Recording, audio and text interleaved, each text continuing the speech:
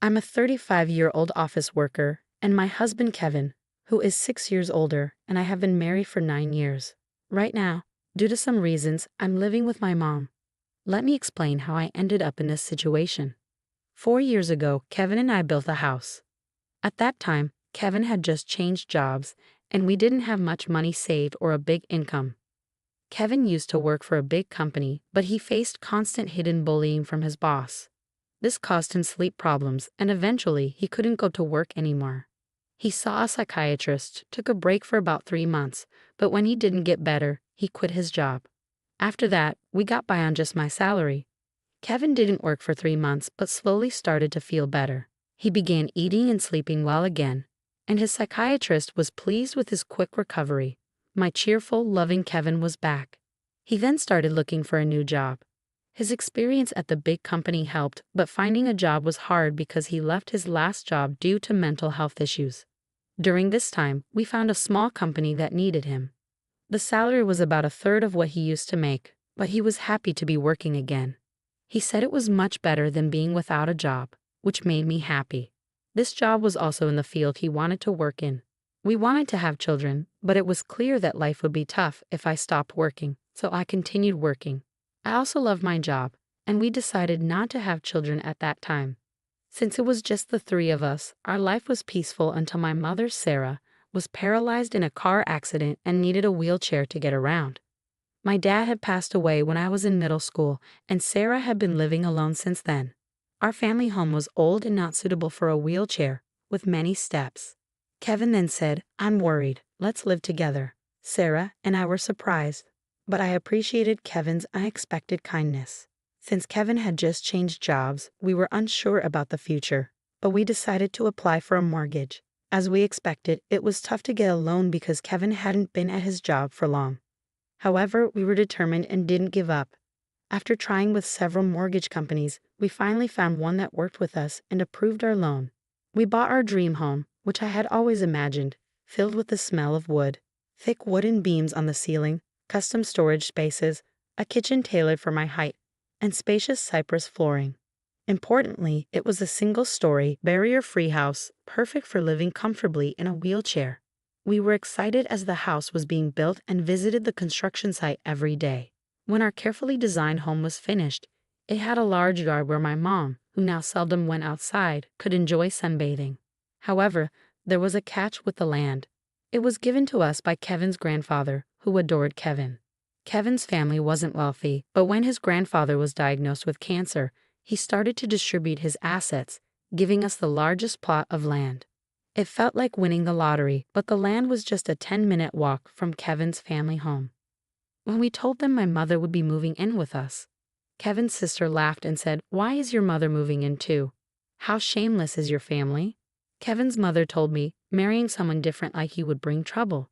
She also harshly said it was terrible for her son to have to care for an old person and called me a curse. Even then, Kevin stood up for my mother and me. He said the land was a gift from his grandfather, and no one should complain. Kevin's mother and sister are really mean. It's amazing that Kevin, who is so kind, comes from that family. He's like a beautiful flower that grew out of mud. Kevin always says his family shows him how not to be. Kevin thinks his grandfather gave us the land because he wanted us to take care of his mother in her old age. He also gave other properties away. Kevin's sister got a parking lot that's a 10-minute walk from their home. It's smaller than our land but makes good money from parking fees. Honestly, I would have preferred that, but a gift is still a gift, and we are thankful. Thanks to my grandfather-in-law, we could build our house without paying for the land and used it to help get a loan. When the house was finished, we invited Kevin's mother and sister's family over. The builders told us they had visited the house several times without asking us. They showed up late without apologizing and said, "This is kind of like Grandpa's house, so it's like our house too." Kevin's sister came in with muddy shoes and said the house smelled nice and didn't need air fresheners. She and her husband walked around with muddy shoes, ignoring the slippers we offered. When I suggested they use slippers, she laughed and said it was too much trouble and we could just clean the floor. The visit was uncomfortable from the start, and they didn't bring anything with them. When they saw my mother's room, which is spacious and sunny, Kevin's mother said she would like that room. My mother's room is like a duplex with its own kitchen, almost a second living space. "I want to live here," said my mother-in-law during the third point of her conversation. She then told my mother, "You were lucky to have that accident, weren't you? Thanks to being paralyzed, you moved from that old shack to this nice house. Isn't that a lucky turn of events?" My mother said nothing but looked very sad. I was really angry inside, but before I could say anything, Kevin spoke up. "What did you just say? There are things you should and shouldn't say. It makes me question your humanity. I can't even believe you're part of my family. You're the worst. Apologize now," Kevin demanded firmly. Whether they were amused or not, my mother and sister-in-law glared at me. Then my sister-in-law angrily asked Kevin, "What's this all about?" "It's a total turnoff. It's not cool to invite people over and then be rude to them just because you built a house. You think you can act superior." The mother-in-law chimed in, "My son messed up by marrying you. You're a jinx." Kevin didn't stay silent. "Enough is enough. This mess started because of your rude comments. You said the accident was a good thing and called my wife a jinx. I will not forgive that." The mother and sister-in-law looked frustrated by Kevin's strong response. Then my mother, who had been watching everything, said with regret, "It's okay. I am here because of the accident, and it's true I moved from a rundown house to this beautiful one. Your son has always been kind to me. Thank you." Perhaps feeling guilty, the mother and sister-in-law left, giving me a nasty look. My mother then apologized to Kevin. "I'm sorry if I upset your mother and sister. I'm sorry for ruining the mood at our housewarming party." Kevin responded, "No, I should be the one apologizing. It's embarrassing how they lack decency. I'm really sorry, but I am happy to be living with you. Please understand that." With that, my mother started to tear up. Since we live near Kevin's parents' house, the neighbors all know us well. They've known Kevin since he was a child and are very kind to us. 4 months have passed since that day. We were finally settling into our new home, and my mother started to smile more. When I received an unexpected call from home while I was at work, it surprised me. We rarely get calls from home, so it surprised me. My bad feeling was right. My mom, sounding very upset, called to tell me something awful. Kevin had collapsed at work. I was shocked and spoke to my right away. Then I rushed to the hospital. On the way, I tried to stay calm by imagining that Kevin would be okay. When I got there, joking around like always. But when I arrived, it was a shock to see him with so many tubes attached to him. We had plans to go to a movie that weekend. The doctor told me Kevin was in critical condition and might not wake up. I felt like I was in a movie. I couldn't even cry. Despite my prayers, Kevin passed away at the hospital. My shock continued as my mother and sister-in-law arrived when they heard Kevin had died. My sister-in-law accused me harshly, asking if I had poisoned him or if I was after his life insurance. My mother-in-law also blamed me, saying bad things always happen around me and called me a jinx. I was too sad to respond. Then my own mother arrived in a caregiver's taxi, crying over Kevin's death, which finally made me cry too. We both sobbed loudly. My mother-in-law rudely told us to stop the fake crying. She said Kevin had changed because of me and that she didn't want to see us ever again. Then she left the hospital. A funeral director came to organize Kevin's funeral, and we went to the funeral home. Kevin had died from a brain hemorrhage, which was hard to believe since he was fine that morning. When I told my mother-in-law the funeral plans, she hardly said she wouldn't come because Kevin always sided with my mother and me. She said her daughter wouldn't come either.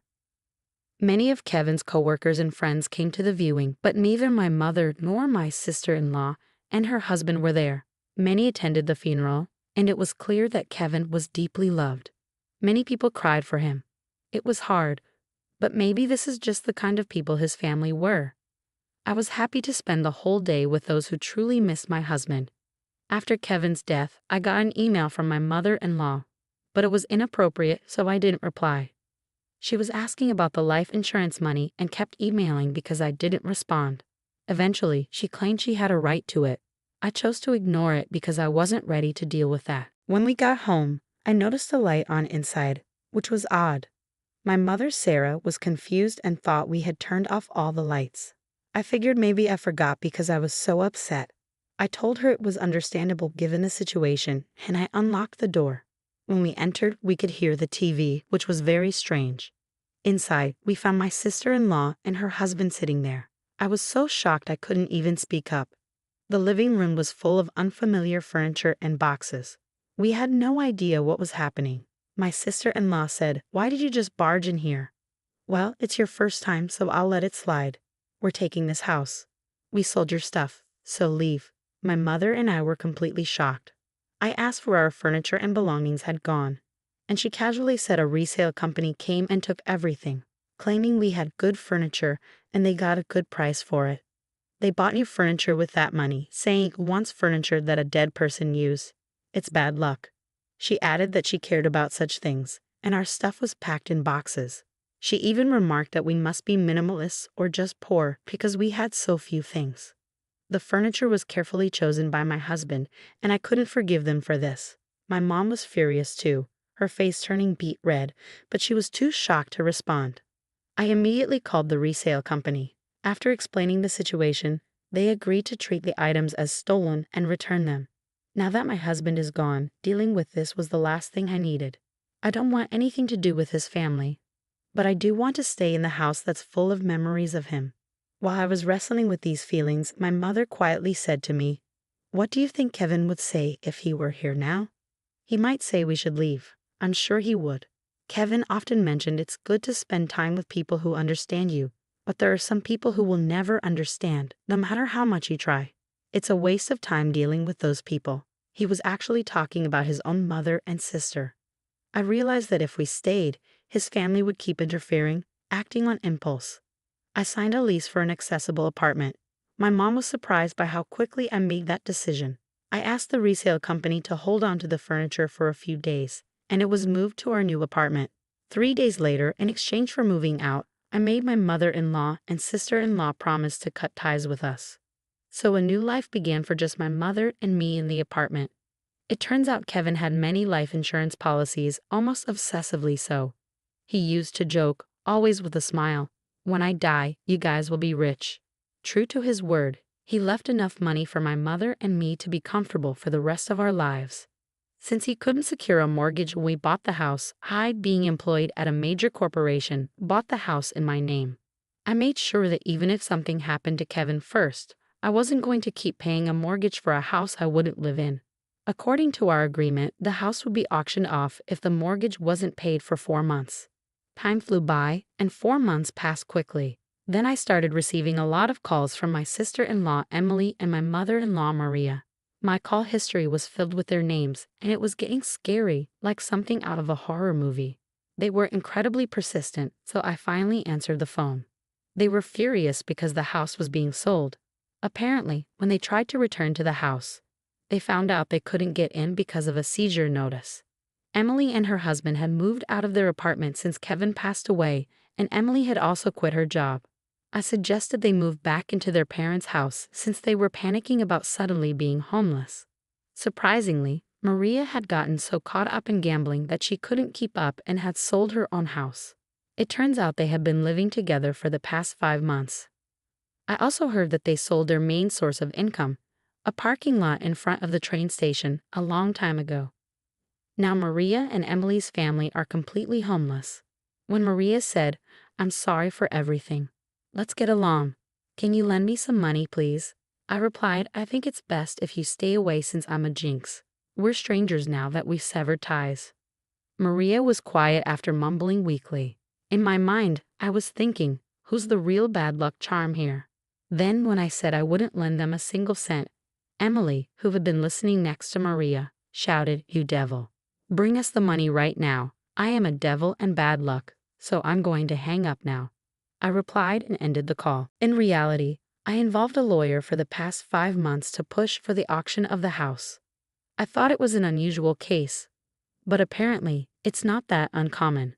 The house was sold without any major issues, giving our family a moment of peace. We plan to find a new home with the money Kevin left us. Since it's just my mother and me, we don't need a big house. We'd rather prioritize security as 2 women living together. So I chose a condominium with minimal noise disturbance. I remember something my husband always said when we built our home. People can get energy from the sun, so let's create a place where the mother-in-law can enjoy her hobby of reading in the garden without feeling self-conscious. With those words, he had made a spacious courtyard for her. It's heartening to hear that you found a condominium with a spacious balcony where your mother-in-law can enjoy her coffee and reading. While the new place may be smaller than your previous home, it's comforting to know that you're able to keep some of the furniture your husband likely chose. The sale of the house, which was on the expansive land gifted by Kevin's grandfather, fetched more than expected, providing a solid financial foundation for your family's future. The decision to invest in a luxurious condominium with top-notch security features is a testament to your late husband's cautious nature, and it undoubtedly brings you a sense of peace in the wake of the tumultuous events involving your in-laws. Since Kevin's passing, life has taken a dramatic turn, and navigating the fallout from his family's actions has been emotionally draining. Following the auction of the house, Maria and Emily found themselves without a place to live and ended up in public housing. Despite their efforts to secure financial assistance, they've resorted to disruptive behaviors, such as hosting barbecues on their small balcony, which have left the community incredulous. These actions, coupled with frequent loud arguments, highlight their disregard for others' comfort and the challenges they face in adjusting to their new circumstances. With Emily's husband having left, she and Maria are now facing these challenges on their own.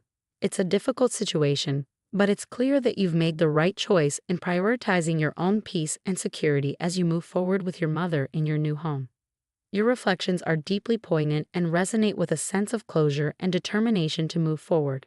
The stark contrast between the peaceful sanctuary you've created with your mother and the turmoil your former family is experiencing serves as a powerful reminder of the consequences of one's actions. It's evident that you found solace in creating a tranquil haven where you and your mother can feel safe and secure, free from drama and disruptions. Despite the challenges you faced, you remain committed to honoring Kevin's memory by living a life filled with positivity and peace. Your decision to focus on living authentically and compassionately reflects a deep understanding of what truly matters in life. As you navigate this new chapter, guided by Kevin's spirit of kindness and resilience, you're determined to live in a way that would make him proud. Your journey of resilience, growth, and honoring Kevin's legacy serves as an inspiration to cherish the moments of silence, savor the memories, and embrace the beauty of living well. As you continue on this path, may you find comfort and strength in the love and laughter you shared with Kevin, and may your chosen sanctuary continue to be a source of peace and joy in your life.